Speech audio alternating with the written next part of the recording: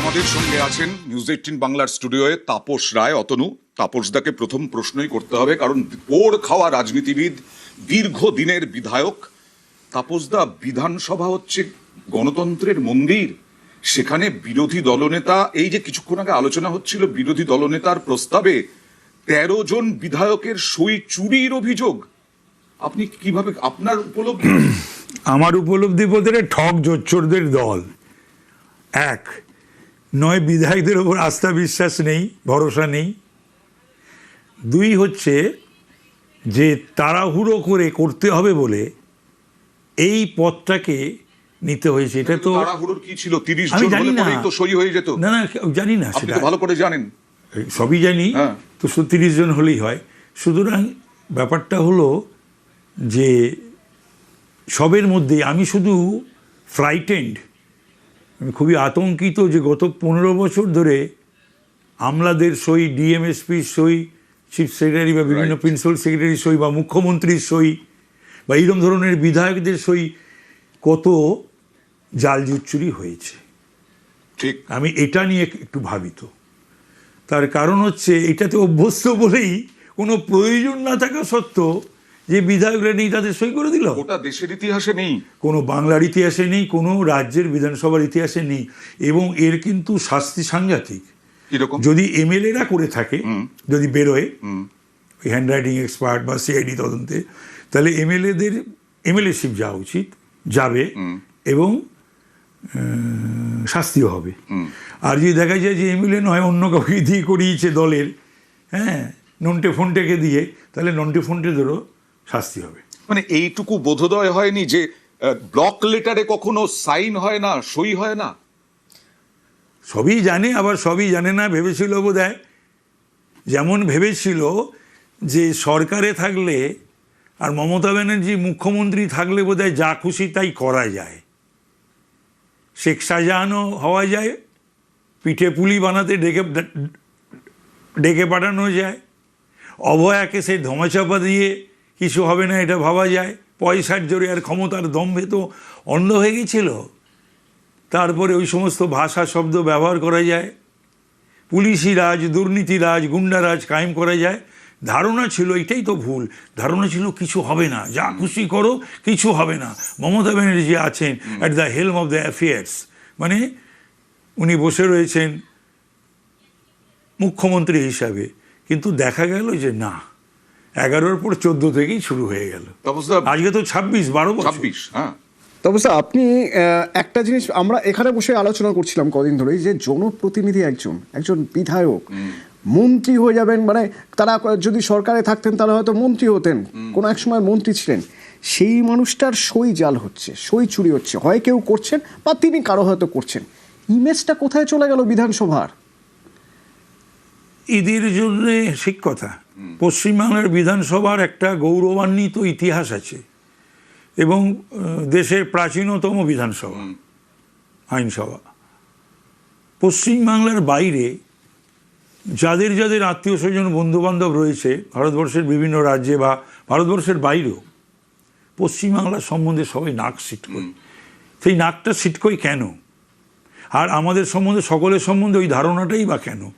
Because of Trinamool, because of Mamata Banerjee, because of Abhishek Banerjee and other Trinamool পদাধিকারী, MLA, MP, মন্ত্রী। এই জায়গাটা এনে দাঁড় করিয়ে দিল ওরা। এখন কতদিন লাগবে কাটাতে?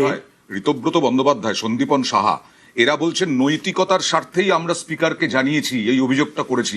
সেই নৈতিকতার পাশেও দাঁড়াতে পারলো না তৃণমূল, বহিষ্কার। যে দলটা দাঁড়িয়ে আছে ভিত্তিটাই হচ্ছে জাল জুচ্চুরি, সেখানে নৈতিকতা দেখাতে গেলে তো আঘাত পাবে এবং বহিষ্কার, সাসপেনশন এগুলো হবে। আচ্ছা, এর মধ্যে অতনু, শুভেচ্ছা জানাতে ভুলে গিয়েছিলাম আপনাকে। নিউজ 18 বাংলার পক্ষ থেকে শুভেচ্ছা, অভিনন্দন। অনেক কাজ বাকি রয়ে গেছে এখন আপনার। কিন্তু যখন এই সই জালটাল শুনছি, অবশ্য আমার খুব জানতে ইচ্ছে করছে, আপনি এতদিনের বিধায়ক, এতদিনের রাজনীতি আপনার, আজকে দেখছি একটা দল ক্ষমতা থেকে চলে যাওয়ার পর সেই দলের নেতাদের গায়ে কোথাও কাদা ছোড়া হচ্ছে, ওদের নির্লজ্জ ছোড়া হচ্ছে। তুমি কাদা ছোড়ার কথা ভাবছো? কাদা ডিম অয়নও ভাবছে। আপনার এরা নির্লজ্জ বেহায়া, বেহায়ার নাহিলা যে নাহি অপমান, সুজনকে এক কথা মরণ সমান, এদের কিচ্ছু এগুলোতে যায় আসে না। সিজন সয়ে গেছে, তা না হলে চোরের মার বড় গলা।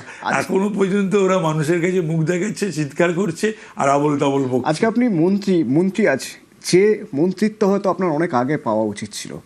মানে বারবার বঞ্চনা, আক্ষেপ বহুবার আপনার কাছ থেকে আপনি শুনেছি, বিধায়ক হ্যাঁ। হয়েছেন, দলকে জিতিয়েছেন, দল যে কাজ দিয়েছে সেই কাজ আপনি করেছেন, পূর্ণমন্ত্রী হওয়া আপনার হয়নি। না, আমি বলছি কি, বঞ্চনাটাকে অ্যাকসেপ্টেড, মেনে নেওয়া যায় বা মেনে নিয়েছিলাম, অপমান। কিন্তু এই চাকরি বিক্রি আর এই দুর্নীতি, স্বজন পোষণ, পরিবারতন্ত্র,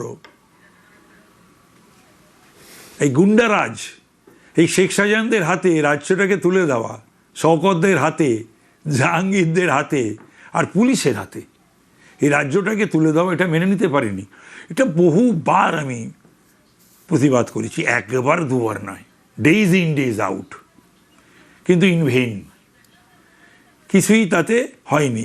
না, তারপরে কিন্তু সবচেয়ে বড় ব্যাপারটা হলো যে সেলফ রেসপেক্ট যদি কারুর থাকে আর ডিগনিটি বোধ যদি কারুর থাকে, মর্যাদা বোধ, তাহলে মমতার সঙ্গে চলা খুব মুশকিল। আমি তো দূরে দূরে থাকতাম, আমি তো ঘনিষ্ঠ বলয়ে ছিলাম না, থাকারও চেষ্টা করিনি, আমাকে রাখেওনি, সেটা একদিকে ভালো।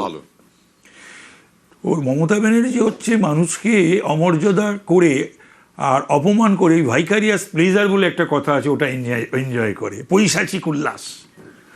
উনি স্যাডিস্ট বেসিক্যালি। আর অভিষেক বন্দ্যোপাধ্যায়, অভিষেকের ব্যাপারে আমি বলতে পারবো না, অভিষেককে অত তো আমি অভিষেকের সঙ্গে তো সেরকম মেলামেশা ছিলাম না। একটা নবপ্রজন্মে আমাদের ছেলের বয়সী, যতটুকু সেটা করার, তো দেখলাম পরবর্তীকালে যা দেখলাম বা শুনলাম যে পলিটিক্সটা ওর মোটো বা উদ্দেশ্য নয়, অন্য কিছু ওর মোটো বা উদ্দেশ্য। এবং এই আইপ্যাক মার্কা আর এই কিছু অরাজনৈতিক চ্যাংড়া ছেলে মেয়ে, এদেরকে নিয়ে ওর একটু নাচন কোদন। আরে যে রাজনৈতিক দলের একটা যুব তৃণমূল থাকতে যুবা হয়, যে রাজনৈতিক দলের একই দিনে মমতা অবস্থানে বসছে আম্বেদকরের স্ট্যাচুর সামনে, আর সেই দিনেই যুব তৃণমূল কংগ্রেসের শহীদ মিনারে সভা করছে অভিষেক, মানে কি একটা, তাই না? আপনি তো চাকরি চুরির কথা বললেন, অভয়ার কথা বললেন, শেষ সংযোজন কি আপনার আপত্তি, প্রচন্ড প্রতিবাদ এবং বিরক্তি আইপ্যাক নিয়ে?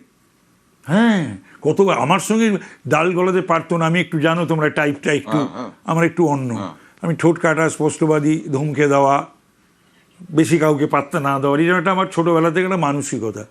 কিন্তু ওই চ্যাংড়াগুলো ছোটো ছোটো আমার ধারে কাছে আসতো না, কিন্তু এটা শুনতাম যে তারা আমাদের নিচের লেভেলে, তারা ওই পয়সা করি চাওয়া, গিফট চাওয়া, মোবাইল চাওয়া, হ্যাঁ, খাওয়া দাওয়া, এই সমস্ত।